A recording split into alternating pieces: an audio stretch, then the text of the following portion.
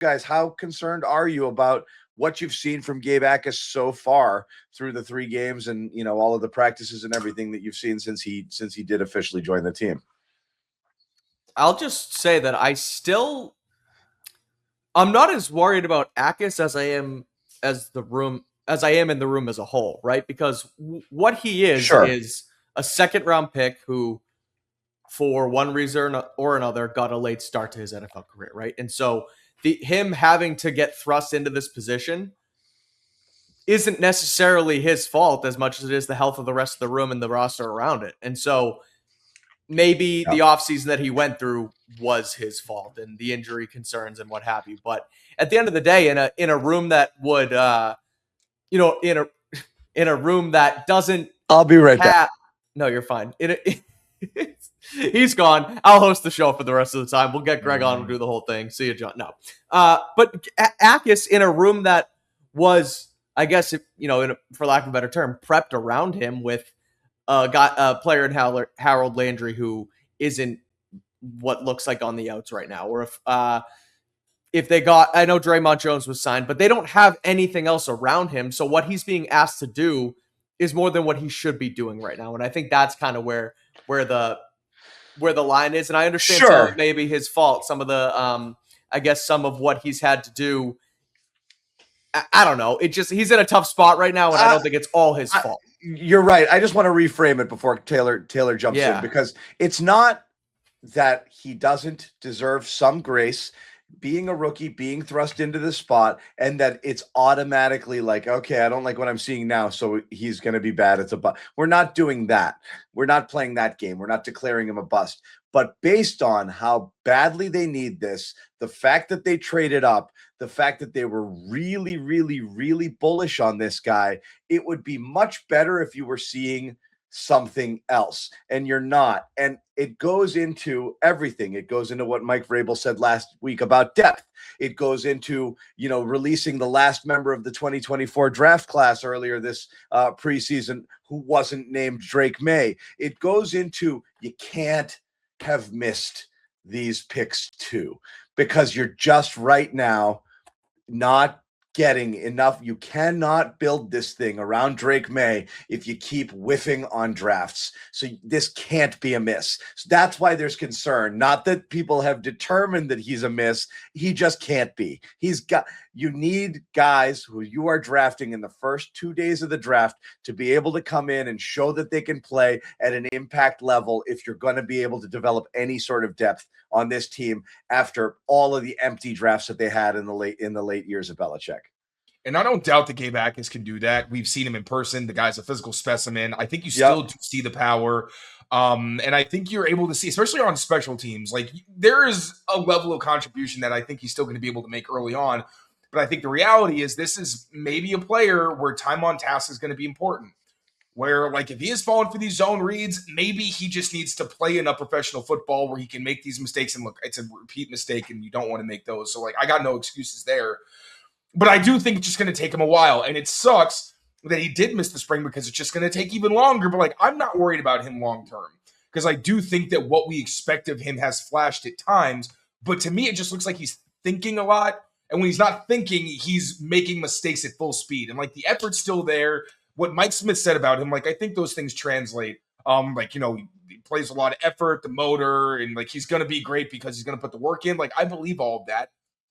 But in the short term, and I know that Mike Vrabel just said he's not ruling out Harold Landry being removed from a list. I have not been optimistic about Harold Landry's situation. I don't know a whole lot, but just based on, the fact that he's 30 years old, knee injury, didn't look great in the Super Bowl. Like, I don't know what you can expect from him. So it stinks that Gabe Jacas is kind of being thrust in this situation, even as a second round pick, because it's an extenuating circumstance. So I'm not worried long term, but for September, I'm certainly worried about that position. Worried. Why do you think he keeps making the same issue here? Have you seen in camp, making the same mistake here? Have you seen stuff in camp where it's like, oh yeah, this is a thing that he does? I mean, they don't run a lot of zone read, and I wasn't watching when they played the Eagles and the Colts defensively, so I can't really say, to be honest. Sure. I think he's a young player and he's kind of swimming right now. Like that's what it looks like is when he's making these mistakes, he's firing so fast. I don't think there's a lot of like natural feel right now. I think he's just trying to do what he's coached. Like with Eli Raritan, when Mike Vrabel said, we want him to make mistakes fast so that we can correct them later, but at least he's, doing what he's got to do and is still going full speed. So it's just an acclimation process that I think he's still going through. The folks at home, and this was a tough one. Again, you want to get involved with Prize Picks. You're waiting to find out who's going to play. Then you find out 38 guys aren't. So you don't want to fall into the Eli Raritan trap that Greg Bedard did last week. So did Taylor Kyles. But he didn't play. A lot of guys didn't play. So it was tough sailing here. But the regular season is about to start. And no better place to get in on the action than Prize Picks. Scorching summer, but I mean, we're almost into the fall, boys. So you know what's coming. You can make all your picks on Prize Picks. You've got women's basketball and baseball, of course, going on right now. Football preseason, which mercifully is coming to an end, going on this month with the real season about to begin. You got tennis slams, major golf on the horizon. No better place to get in on summer sports action and make summer sports picks than Prize Picks, America's #1 sports pick app. I've been watching a lot of women's basketball this summer. That's been a lot of fun getting in there. I've been riding Olivia Miles, Paige Becker's always great. Lots of fun with that action here and there. As we said, the season's ramping up. They're going to get into their playoffs soon. And as we said, you want to get ready for the regular season because football is about to start. We're a couple of weeks away from the opener here. So make sure, if you haven't already, to download that Prize Picks app. Use code CLNS to get $150 instantly in your lineups. If you win your first $5 lineup, once again, download the app, code CLNS. You get $150. That's $150 instantly in your lineups if you win your first $5 lineup. Prize Picks, America's #1 sports picks app. And let's check it out. We're not there yet, Greg, but we're looking at the regular season, which we're excited about. And again, I don't know. We haven't gotten to see Drake May. We haven't gotten to see anybody yet. So we don't know what we're going to go here, but that's a juicy number, 229. I don't care how good Seattle's defense is here. I have to feel pretty good about the Patriots. We got a lot more time to make these picks here, but again, you guys see how this goes. Just navigate, very easy to kind of roll through it here. AJ, I know people are going to be putting more on AJ Brown here in this game for sure. Ramondre looks like he's going to be the bell cow. I think that's a good one to ride also. So again, check it out with Prize Picks here, America's #1 sports picks app. We were talking about it here. Where's your level of concern with Jacas? And again, everyone's kind of drawing that one play where he gets sucked in again on his own zone read, which we've seen this play out and this mistake repeat itself time and again. And it feels like Patriots Twitter exploded all at once, just flipping out like, wait a second, does this guy suck? What are your feelings about Jacas right now? Because again, we get it. He's late. Started late.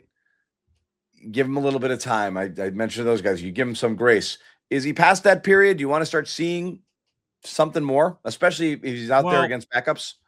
Yeah, I'll put it this way. And the Browns backups weren't that bad. Like I was surprised to see Dwan Jones, I think that's his name, at left tackle, who has started in this league. But the Browns went out and drafted Spencer Fano in the first round. And so Dwan Jones is now, a backup and, a pretty talented one.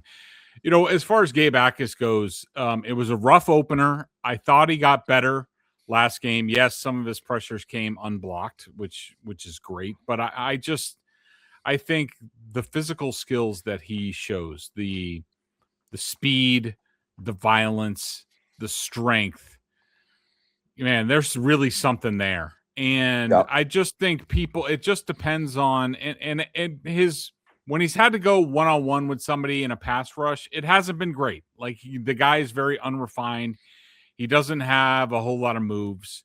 But it all depends on it goes back to your expectations. And I don't expect much of draft picks. I really don't. And you're hoping that Jacas can get into the rotation and give you something at some point.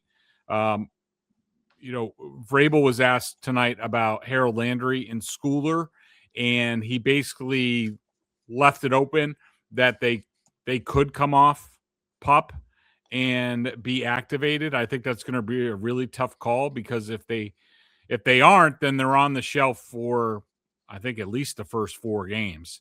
And I think both are getting closer.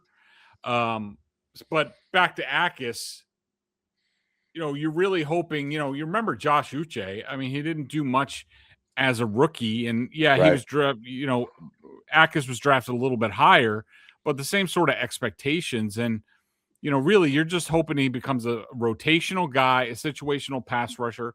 And then maybe the second half of the season, you start to see him really do something and really start to get the game, and it starts to slow down for him right now. But I love the tools that he brings. I think he's extremely talented. It's just a question of when he puts it all together. And I'm not alarmed by it. But yeah, he's behind. He should be further along than this, but it is what it is.